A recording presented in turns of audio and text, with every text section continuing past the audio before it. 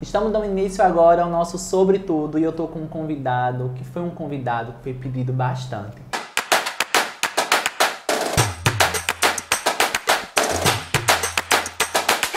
Eu já quero começar agradecendo pela honra de estar aqui entrevistando o senhor, pastor Jonathan. Tudo bem? Tudo bem. Deus abençoe a vida de todos que estão assistindo. Deus abençoe sua vida. Obrigado Amém. pelo convite. Estamos aqui para responder suas perguntas. Pastor, não tem como a gente começar essa entrevista sem falar da Rede Esperança, não é verdade? E a Rede Esperança é uma criança, mas é uma criança que está crescendo bastante. E aí eu queria saber, existe alguma estratégia para a Rede Esperança estar crescendo tanto em tão pouco tempo? Você disse bem, é uma criança que está crescendo e tem um texto sagrado na Palavra de Deus, lá na primeira epístola de Paulo aos Coríntios, no capítulo de número 3 e versículo 6, que diz: eu plantei, Apolo regou, mas Deus deu o crescimento. Tem a parte humana, Sim. Tem o nosso esforço, tem a nossa dedicação, mas tem um componente sobrenatural, que é o agir de Deus. A Rede Esperança nasce da vontade suprema de Deus e do esforço mútuo dos irmãos, dos amigos que se envolveram desde o início, desde a fundação da Igreja Rede Esperança. E hoje ela cresce, como você disse, cresce de forma exponencial, de forma muito satisfatória. Há muita gente se agregando, há muita gente chegando, muita gente sendo impactada com a mensagem da Palavra de Deus e com a forma de agir da Igreja Rede Esperança. E tributamos tudo a Deus. E é muito bonito ver, né, o crescimento da obra assim, em tão pouco tempo. Eu acompanho, eu vejo que os irmãos da igreja pegam no arado mesmo, tá ali na batalha para limpar, para levantar o muro. Né, eu acompanhei tudo isso. E aí eu queria fazer uma pergunta. Logo no início, o senhor fez uma rifa. Como surgiu essa ideia de criar uma rifa? Veja só, nós começamos num salão alugado.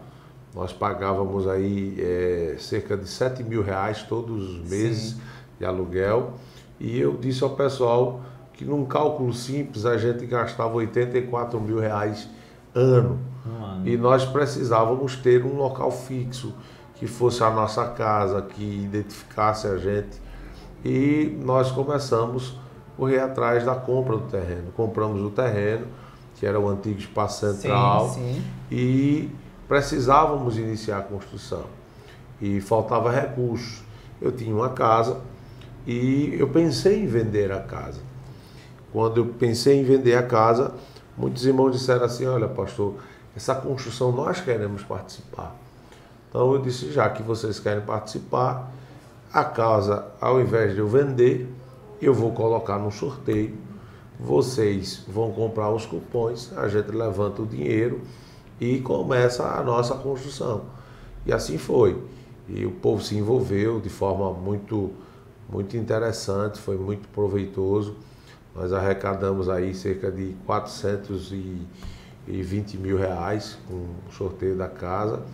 E uma pessoa lá de Ribeirão, né? A irmã Vasti, com seu esposo, o irmão Eliezer, foram os sorteados, brindados com a casa.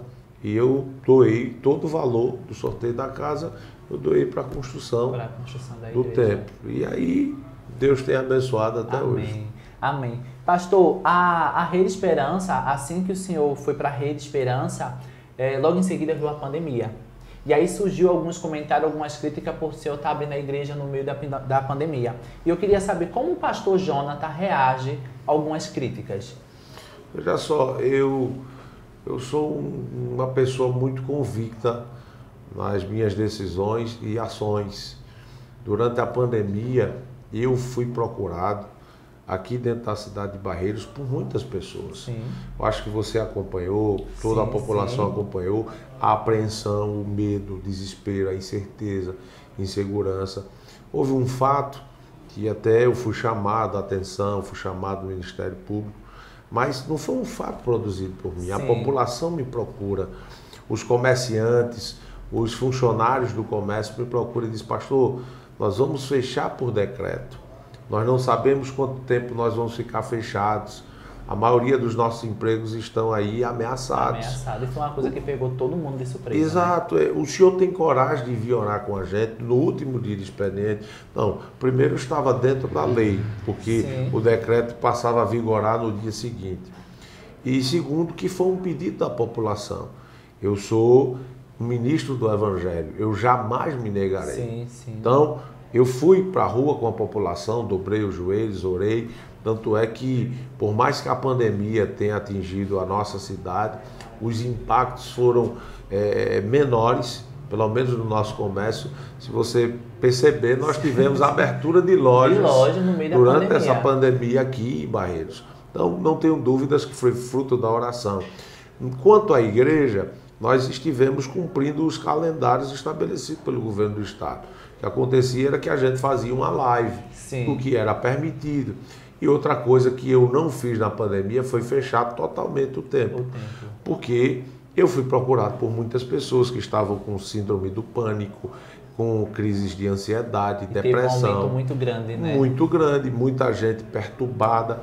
E onde buscar apoio? Na igreja. Na igreja. Então, eu não tenho nada contra colegas, pastores, sacerdotes religiosos de outras religiões. Cada um tem seu pensamento. Eu, como pastor, entendo que eu deveria estar a postos para atender todo aquele que me procurava, como muitos procuraram.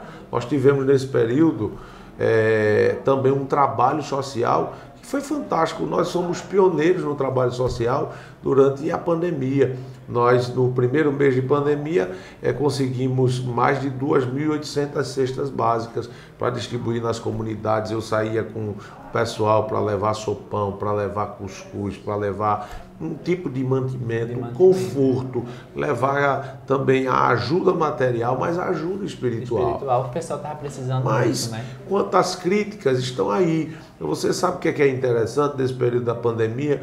O cara me criticava porque eu abri igreja para receber quem estava precisando de uma palavra. Mas no sábado estava numa feira movimentada e aglomerada. Eu não entendia por quê. Que a igreja faria mal, mas a feira não fazia mal. Aí eu disse isso às autoridades competentes, eu passei muitas vezes na frente da Caixa Econômica, Casa Lotérica, sim, e todo mundo aglomerado. E eu não vi nenhuma medida efetiva. Então eu disse, não, então isso é uma perseguição religiosa. Mas outros líderes se resguardam é um direito dele. E cada um tem a maneira de agir, exatamente. Né? Tanto é, Jefferson, que eu tive a Covid, contraí a Covid no primeiro mês. No mês de abril eu estava internado, passei 7 dias internado no Hospital Esperança Recife pela Covid. Quando eu saí de lá, as pessoas disseram, ele não vai mais atender ninguém por medo. Eu disse, não tenho minha vida por preciosa, se não cumprir o que Deus determinou. Minha missão é abraçar as pessoas, é receber as pessoas. E eu tive a felicidade de ter contraído a Covid em abril de 2020 e 2020 para cá, se tem uma pessoa que atendeu mais gente, que teve mais contato, fui eu. E Deus não me permitiu mais contrair a Covid. Estou aqui, sempre dizendo à disposição, se é para morrer, que se morra por uma missão. E eu estou cumprindo a minha. Uma missão bonita, né? Pastor, eu acompanho muito a Rede Esperança, acompanho também o senhor, e eu vejo que a Rede Esperança faz eventos muito grandes, exemplo, o Esperançar. Existe algum meio, alguma estratégia para isso? Porque a gente vê que a igreja não para. Todos os dias praticamente tem algum evento na igreja. Existe alguma estratégia para isso? Ou algum meio? Eu acredito que a dinâmica, né? Você tem um mundo hoje muito ativo, há um frenesi muito grande e a dinâmica exige que nós estejamos promovendo eventos. Além disso, é meu estilo pastoral de promover eventos, de promover ajuntamentos. E o Esperançar surgiu no momento da pandemia e que alcançou com um tema bem sugestivo. Sim.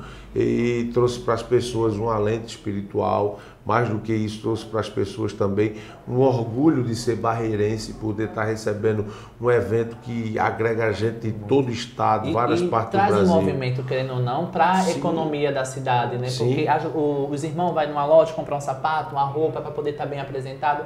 E também traz as pessoas que estavam afastadas do Evangelho, as pessoas conhecer o Evangelho. Então, isso é muito bacana da Rede Esperança, trazer esses eventos e essas ações. Acrescentando a isso aí, nesse último Esperança que nós tivemos gente alugando casa aqui em Barreiros por gente que queria vir de fora participar do Esperançar. Então a nossa estratégia é alcançar pessoas através desses eventos. E Deus tem abençoado a um mover sobrenatural. Acredito que Barreiros esteja vivendo dias de avivamento espiritual. Há uma coisa muito boa em Barreiros. Sim. Eu tenho profetizado isso. Já profetizei isso em vários momentos, que Barreiros é uma cidade marcada para que a bênção de Deus esteja aqui constantemente. Nós não vamos ser marcados, amigos, só pela cheia que teve em 2010, 2017.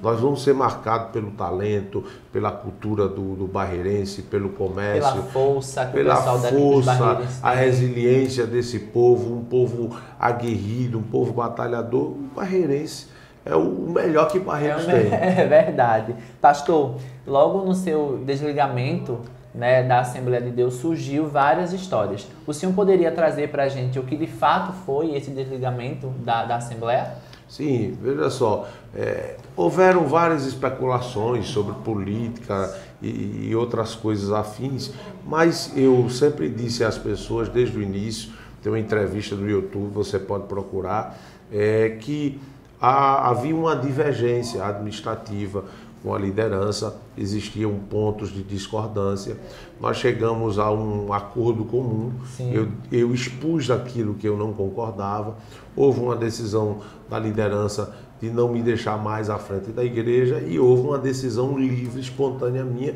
de não estar mais congregando na Assembleia de Deus, até por conta de pensamentos divergentes, questões doutrinárias, administrativas, ainda que princípios e valores que eu aprendi a vida toda na Assembleia de Deus, eu os mantenho, eu os respeito, são lições de vida para mim, estão no meu pastoreio, mas existiam pontos de discordância e que eu decidi, olha, a melhor coisa é você estar onde você se sente bem. Isso, é verdade. Além disso, você tem que ter convicção das suas aspirações, dos seus pensamentos, dos seus conceitos. E eu tinha convicção. Divergências, a Assembleia de Deus não pode mudar por causa de mim. Sim, sim. Ela é uma instituição que já tem um tempo vasto. E se alguém não se sente bem, você não pode mudar um ambiente por causa de uma pessoa. Então, chegou o momento que, de comum acordo, eu decidi sair. Claro, como eu era uma pessoa atuante, toda a decisão dessa causa muito tumulto, causa muita especulação, mas eu posso dizer a vocês que é uma decisão livre, espontânea minha, é uma decisão administrativa da direção da igreja, que eu não estivesse mais à frente da igreja e eu também tomei a decisão de também não estar mais congregando com eles lá na Assembleia de Deus. O senhor é um homem de grande relevância e muito importante aqui na cidade. E também existem várias especulações do senhor entrar na política. O senhor acha ou acredita ou tem vontade ou desejo de entrar na política a qualquer dia? Olha só, primeiro eu não me considero de grande relevância, eu me considero um cidadão da cidade de Barreiros que ama a sua cidade, quer ver o bem da cidade, luta pela cidade e também, claro, que a igreja que eu dirijo me confere um papel de destaque na cidade. Porém, em relação à política, eu gosto sempre de dizer que a política faz parte do nosso dia a dia. Sim, faz. Nós não podemos fugir da política. A política está aí, nós devemos participar ativamente. Como cidadãos, nós temos que exercer nossa cidadania de forma que a gente possa ser decisivo e determinante para a melhoria da nossa cidade. Porém, eu tenho um chamado. Meu chamado é esse aqui, ó. Bíblia, palavra e cuidar de igreja. Não tenho nada contra pastores, a líderes evangélicos que se postulam a um cargo eletivo. Eu, pelo menos, guardo comigo a frase de um grande pregador da Inglaterra, Charles Spurgeon, que dizia: se você foi chamado para ser ministro do Evangelho, não se rebaixe a ser rei da Inglaterra. Eu fui chamado para ser ministro do Evangelho. Jamais. jamais. Eu estou dizendo isso a vocês, sei que isso vai a público, mas não tenho pretensão nenhuma política. Mas voltando lá ao início, o senhor tem sim uma grande relevância na cidade, uma grande influência, viu? A gente, como é de fora, a gente percebe e vê isso. E já chegando no finalzinho desse papo tão bacana, todo mundo conhece o pastor Jonathan Lins. Mas eu queria fazer a pergunta do Jonathan Lins. Como é o Jonathan pai, esposo, irmão? É muito interessante essa pergunta sua e é importante a gente aproveitar esse momento para dizer que eu sou um cidadão simples, comum. Sou apaixonado pela família, sou apaixonado pela minha esposa. Isso aí eu declaro publicamente, a minha paixão por ela.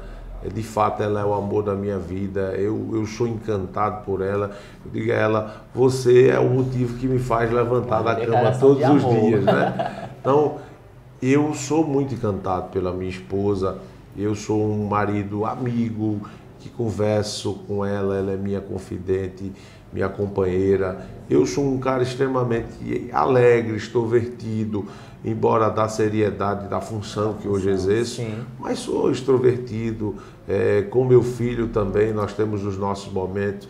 Eu sou aquele que joga videogame com meu filho, sento para assistir TV com ele, vou na praia um dia, ainda que eu queria fazer mais isso com ele, mas o tempo não me permite, pelas funções que eu exerço, mas eu sou extremamente simples, uma pessoa simples, um cidadão nordestino que gosta de cuscuz com charque. Também gosto, viu? Um cafezinho, né? E um cafezinho que é de lei. Que é de lei. E o Jonathan, irmão? Acho que tem o seu irmão que é jornalista, né? E aí, como é a relação de vocês dois? Na verdade, eu tenho uma relação com mais 10 irmãos. Eu tenho 10 irmãos, né?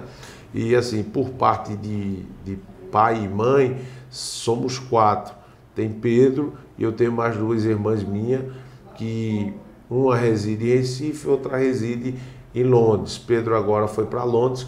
Nós temos uma relação muito boa, muito próxima. Não próxima de estar junto, porque nós estamos em extremos. Sim, cada um seguiu um caminho. Hoje eu tenho 2 irmãos fora do país, Pedro e Raquel, e tenho outra irmã que está no Recife. Então, mas nós mantemos essa relação. Essa semana eu acho que eu já falei com o Pedro umas 2 vezes. E a gente mantém essa relação, é a mesma relação de irmão. Mas assim, eu gozo de uma credibilidade, uma confiança dos meus irmãos, que, por exemplo, na hora de tomar uma decisão, de fazer alguma coisa, me liga, meu irmão, o que é que você acha, o que é que você pensa, o que é que você pode me dizer. E também conto com o apoio deles em tudo aquilo que a gente vai fazer. E a gente tem essa relação próxima de confiança. E a gente é muito restrito nas nossas amizades, né? Então a gente é muito reservado. Então tem momentos que a gente sai junto, a gente come junto, a gente passa o final de semana junto, mas a gente é reservado. Nem tudo que a internet mostra verdadeiramente é, nem tudo é preciso ser mostrado. Pastor, chegamos ao fim, mas antes de encerrar, eu trouxe uma cesta com produtos artesanais para o senhor. Como o senhor é um barreirense, eu tenho certeza que ele vai gostar, porque nessa cesta a gente tem beiju, que é fabricado aqui na cidade, cocada recheada, que também é aqui na cidade. Tem uma bolachinha Maragogi, espero que o senhor goste dessa pequena lembrança. Deixa a menina trazer aqui para tá aqui. E muito obrigado pela honra de estar entrevistando o senhor no primeiro episódio do Sobretudo. Sobretudo. Com Jefferson Mendonça. Sobretudo, eu quero agradecer, principalmente pela oportunidade que vocês me conferem de poder expor quem sou eu, para que as pessoas possam entender mais o universo que nós estamos inseridos. E essa cesta maravilhosa, eu gosto demais de beiju, eu gosto de cocada, eu gosto de bolacha. Jefferson, Deus abençoe você. Que agradeço. Eu agradeço por estar fazendo parte desse primeiro, sobretudo, mas dizer a você que sucesso, Deus abençoe. Parabéns pela coragem, pela ousadia. E assim, nunca se intimide de fazer e de crescer. Eu acho que as pessoas precisam desse incentivo e precisam acreditar mais em si, no seu potencial. E acredite que Deus abençoa todo aquele que coloca diante de Deus os seus projetos, os seus planos. Deus abençoa. Eu deixo para sua meditação e para de todos um texto da palavra de Deus que está em Provérbios capítulo 16, versículo 1. Diz: do homem são as preparações do coração, mas do Senhor a resposta da boca. Você planeja e Deus dá o aval. Pode ter certeza. Amém. Eu sou viciado em provérbios, sou apaixonado e eu tenho certeza que meu quentinha do céu. Quero agradecer a vocês aí também que chegou até o final. E você já sabe o que fazer, né? Curtir, compartilhar e deixar um comentário.